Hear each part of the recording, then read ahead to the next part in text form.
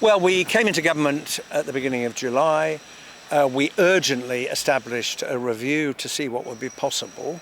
In the end, the independent experts concluded you'd have to put a huge amount of money in. You'd have to assume that other changes could be made to the way in which the stadium is built in order to have any chance of meeting the deadline.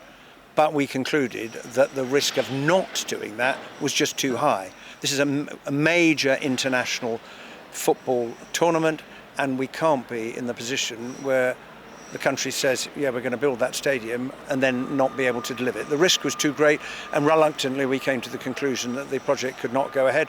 Where does the blame lie? Well, I would point out that in the 18 months between the awarding of the tournament to the UK and Ireland and the 4th of July, the day of the general election, the last government talked a lot, did absolutely nothing to progress the project at all, which is why we were left with what turned out to be an impossible situation.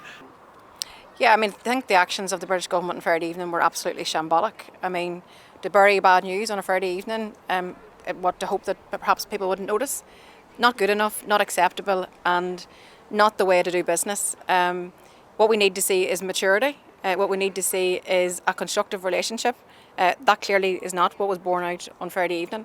When it comes to the funding of Casement Park, it was the British government that wrapped it up as part of the Euros bid.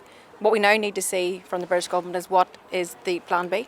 What is their contribution towards building Casement Park that has now been delayed for an additional period of time because of it being wrapped up as part of the Euros. So we'll continue to engage with the British government in terms of what does that financial contribution look like. That's work that's going to have to continue because we have to get on now and just get the project built, get Casement built. It's the Romanian stadia that's still not delivered.